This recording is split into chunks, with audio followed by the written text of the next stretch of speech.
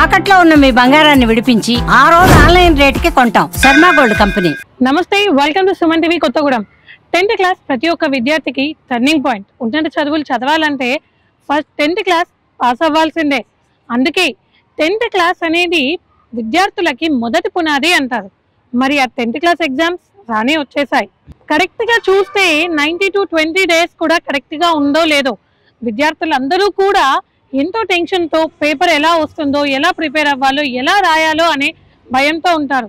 అందులో 10th class exams రాయబోయేవారు మొదటి public exams కాబట్టి భయంతో పాటు ఎంతో కన్ఫ్యూజన్ కూడా ఉంటుంది.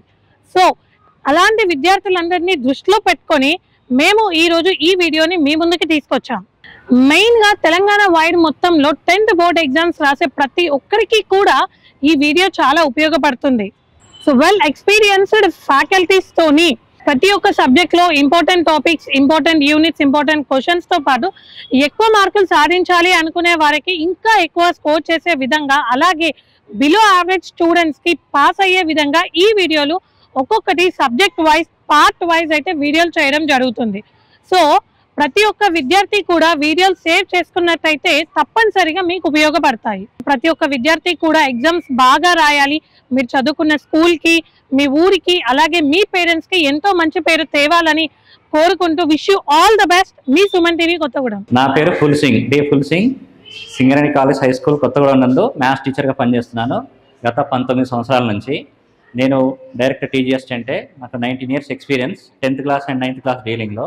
సో ఇప్పుడు రాబోయే 10వ తరగతి పరీక్షల్లో మార్చి 2025-21 నుంచి జరగబోయే పరీక్షలలో పిల్లలు దాదాపుగా మన జిల్లా వ్యాప్తంగా, రాష్ట్ర వ్యాప్తంగా 10వ తరగతి పరీక్షలకు సన్నద్ధమవుతున్న సందర్భంలో సుమన్ టీవీ వాళ్ళు మా పాఠశాలకు ఇచ్చేసి మా యొక్క అనుభవాలు, పిల్లలు మంచి మార్కులు సాధించడానికి గల గైడ్ లైన్స్ను సుమన్ టీవీ ద్వారా ప్రతి పిల్లవాడికి అందించడానికి ఏర్పాటు చేసినందుకు ముఖ్యంగా సుమన్ టీవీ వారికి ధన్యవాదాలు.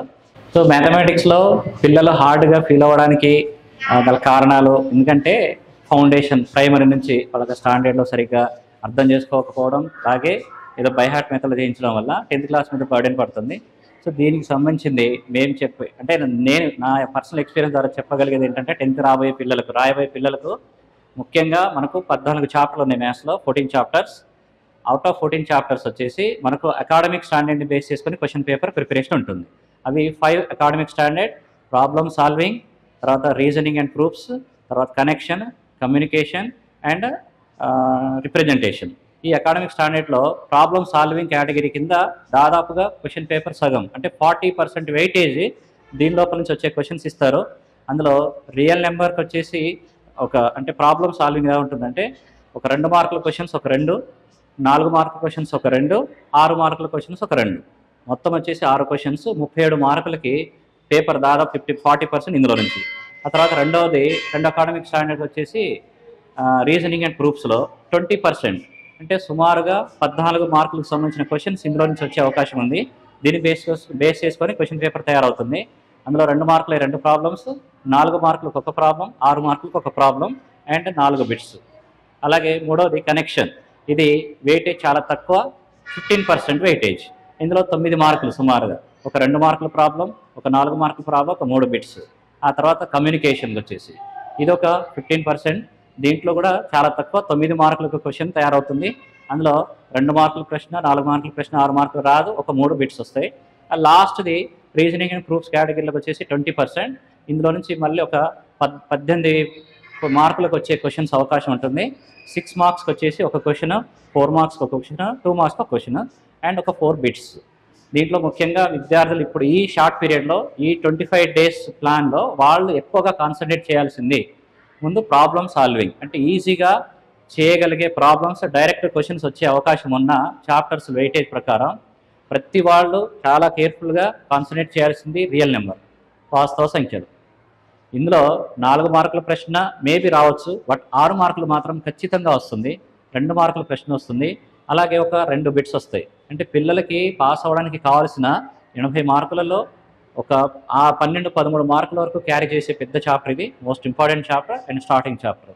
ఆ తర్వాత అంతే వెయిటేజ్ ఉన్న చాప్టర్ ఇంకొకటి కొంచెం ఇదేంటంటే ఏ కేటగిరీ, బి కేటగిరీ, సి కేటగిరీగా పిల్లలు విభజించుకుంటే ఎవరైతే సి అంటే బిలో యావరేజ్ పిల్లలు ఉన్నారో వాళ్ళు మెయిన్గా కాన్సన్ట్రేట్ చేయాల్సిన చాప్టర్స్ ఒక 6 చాప్టర్స్ మీద ఎక్కువ ఫోకస్ చేసి డే వైజ్గా ఒకరోజు ఒక గ్రాఫ్, ఒక కన్స్ట్రక్షన్, ఒక 6 మార్కుల ప్రశ్న, అలాగే ఒక 4 మార్కులు, ఒక 2 మార్కుల ప్రాబ్లమ్స్ ఒక 2, అలాగే ఒక 4 బిట్స్.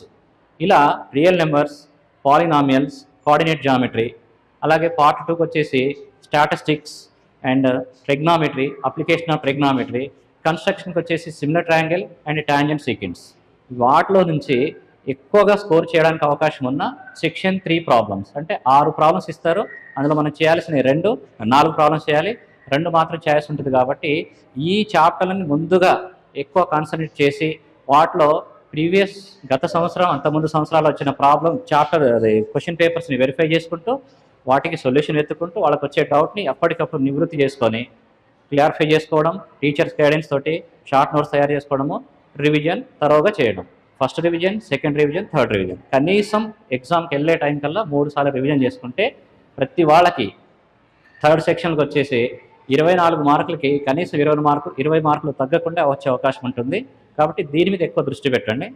అలాగే 2 మార్కులకు వచ్చేసి మనకు సమితిలో ఒక చాప్టర్ అంటే సెట్స్, ప్రాబబిలిటీ అని ఒక చాప్టర్ ఉంది. చాలా ఈజీగా పిల్లలకి చాలా ఈజీగా డైలీ మనకు నిత్య జీవితంలో జరిగే సంఘటన ఆధారంగా వచ్చే చాప్టర్. సో వాటిలో ఒక 2 మార్కులు, 4 మార్కులు వచ్చే ఉంటాయి. కాబట్టి ఆ 2 చాప్టర్లు కూడా జస్ట్ ఒక 1 డే కూర్చొని సమితులలో ముఖ్యమైన కాన్సెప్ట్స్ ఏమున్నాయి, union, intersection and Venn diagrams, roster form, set builder form, roster form నుంచి సెట్ బిల్డర్ ఫామ్లో కన్వర్ట్ చేయడం, సో సెట్ బిల్డర్ ఫామ్ నుంచి రోస్టర్ ఫామ్లోకి కన్వర్ట్ చేయడము, అదేవిధంగా వెన్ డయాగ్రామ్ ద్వారా ఇచ్చిన సెట్స్ని ప్రజెంట్ చేయడం, అలాగే సిమెట్రిక్ డిఫరెన్సెస్. సో వాటి మీద ఎక్కువ ఫోకస్ చేస్తే ఆ సెట్స్లో నుంచి కూడా ఖచ్చితంగా 8 మార్కులకు వచ్చే అవకాశం ఉంటుంది. సో దీన్ని కూడా ఒక ఇంపార్టెంట్ చాప్టర్గా కన్సిడర్ చేసి దీంట్లో ఈ మెథడ్లో రివిజన్కి వెళ్తే వాళ్ళు మంచి మార్కులు వచ్చే అవకాశం ఉంటుంది. అదేవిధంగా పాలినామియల్ మనకు 10th క్లాస్లో మొత్తం ఉన్న చాప్టర్లలో గ్రాఫ్ వచ్చే అవకాశం ఉంది. ఒకే ఒక గ్రాఫ్ 6 మార్క్స్కి, అది పాలినామియల్. మొత్తం పాలినామియల్ 5 గ్రాఫ్స్ ఉంటాయి.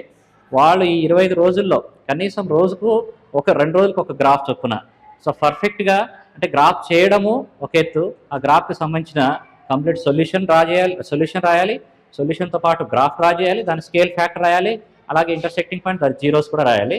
ఇదంతా కంప్లీట్ చేస్తేనే గ్రాఫ్ వచ్చేసి 6 మార్కులు పడతాయి. చాలామంది ఏం చేస్తారంటే గ్రాఫ్ డ్రా చేసేస్తారు, అది ఎక్స్ యాక్సిస్ని ఎక్కడ టచ్ చేస్తుందో కింద రాయరు, అలాగే స్కేల్ ఫ్యాక్టర్ రాయరు, వదిలేస్తారు. దానివల్ల వచ్చే మార్కుల్లో కూడా వాళ్ళకు మైనస్ అవుతుంది, ఒక 2 మార్కులు, 1 మార్కు.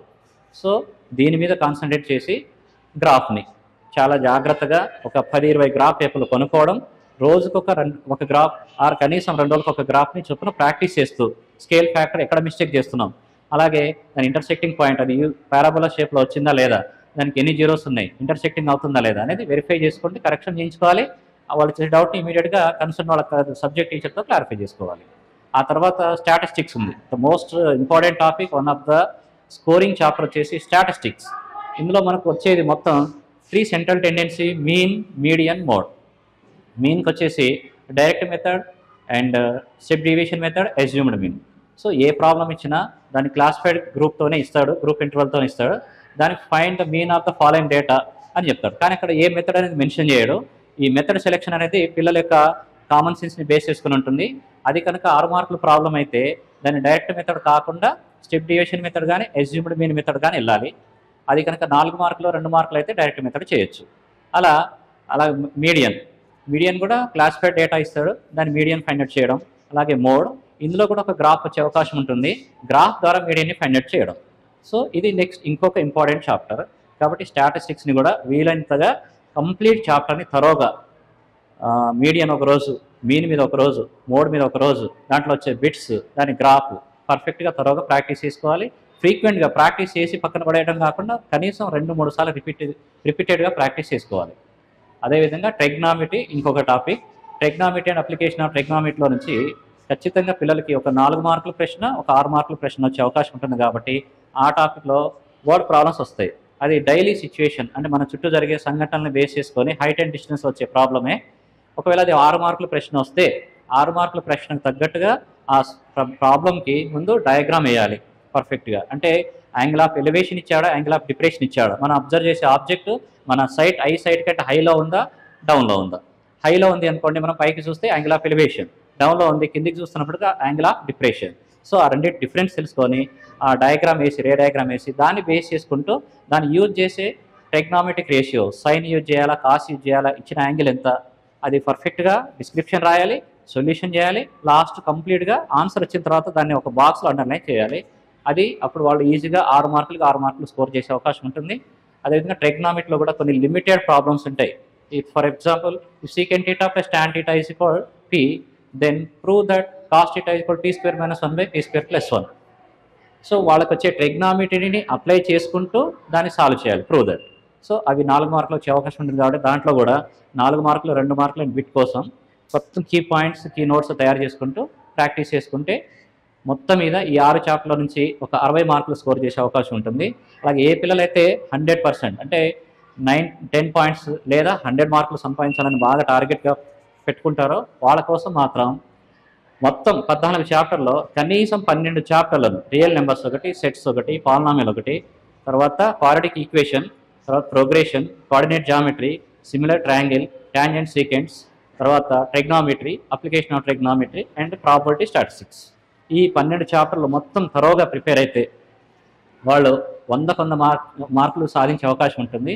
ఎందుకంటే ఈసారి మనకు గ్రేడ్ పాయింట్ లేదు, కేవలం మార్కులు మాత్రమే. అది ఇంటర్నల్కి వచ్చే మార్కులు సపరేట్ కాలంలో చూపిస్తారు, అలాగే ఎక్స్టర్నల్ మనకి 80 మార్కులకు వచ్చే పబ్లిక్ మార్కుల్ని సపరేట్ చూపిస్తారు. ఈ రెండు కలిపి 100 మార్కులకి కన్సిడర్ చేస్తారు. కాబట్టి మేమలో మనకి ఇంటర్నల్ ఎన్ని మార్కులు వచ్చాయి కాదు, ఎక్స్టర్నల్గా వచ్చే మార్కుల్ని పరిగణలోకి తీసుకోవాల్సిన అవసరం ఉంది. కాబట్టి ఈ విధంగా రివిజన్ అండ్ వాళ్ళ యొక్క రాబోయే ఈ 25 రోజుల్ని ప్రాపర్గా ప్లాన్ అండ్ యాక్షన్ చేసుకుంటే కనుక దానికి ముఖ్యంగా ప్లానింగ్ చేసుకోవడం, దాన్ని ప్రజెంట్ చేయడము, దాన్ని రిజల్ట్ యాక్సెప్ట్ చేయడం, అంటే ఏ రిజల్ట్ పాజిటివ్ రిజల్ట్ని యాక్సెప్ట్ చేయడం, ఒక పకడ్బందీ ప్లాన్ తోటి యాక్షన్ తోటి చేసుకుంటే కనుక మంచి రిజల్ట్ వస్తుంది. సో ఈ సందర్భంలో ముఖ్యంగా 10వ తరగతి రాబోయే విద్యార్థులకి ముఖ్యంగా ఏంటంటే మ్యాథ్స్ పరంగా వచ్చే కాంప్లికేషన్స్ అంటే హార్డ్గా ఫీల్ అయిపోయి ముందస్తుగానే భయపడ్డాం. ఈ భయాన్ని మైండ్లో నుంచి తీసేయాలి. ఉదయమే ఎర్లీగా లేవడం, ఏదైతే మన హార్డ్ సబ్జెక్ట్ అని ఫీల్ అవుతున్నామో ఆ సబ్జెక్ట్ని ఎర్లీ మార్నింగ్ 5 నుంచి 6 వరకు కనీసం 1 గంట సేపు తరోగా దాన్ని చదవడము, నోట్స్ తయారు చేసుకోవడం. ఆ తర్వాత ఇన్ టైంలో ఒక ప్రాపర్గా ఇన్ టైంలో పడుకోవడము. అంటే మనకు 8 అవర్స్ నిద్ర అనేది కంపల్సరీ ఉండాలి. దానికి తగినట్టుగా హెల్దీ ఫుడ్ తీసుకోవడము, టైంకి లేవడం, టైంకి పడుకోవడము. దాంతోపాటు ఇక్కడ ప్రతిదీ ఏ సబ్జెక్ట్ తీసుకున్నా సరే ప్రాక్టీస్ చేయడము, రాత పని చాలా ఇంపార్టెంట్. మనం ఏమి ప్రిపేర్ అవుతున్నామో ఓరల్గా చదివి వదిలేయకుండా దాన్ని ఒక నోట్స్ లాగా ప్రిపేర్ చేసుకోవాలి. అది మనం ఎగ్జామ్కి వెళ్ళే ముందు రోజు, ఆ రోజు నైట్ ఒకసారి రిఫరెన్స్గా కీ పాయింట్స్ అని తీసుకొని వెళ్తే బిట్ పేపర్లో 20కి కనీసం 18-16 మార్కులు సాధించే అవకాశం ఉంటుంది. పాస్ కావాలని అనుకునే పిల్లలకి మాత్రం, అంటే ఎవరైతే below average and average students ఉన్నారో వాళ్ళకు మరీ ముఖ్యంగా ఒక 6 చాప్టర్ల మీద ప్రత్యేకమైన శ్రద్ధ పెట్టండి.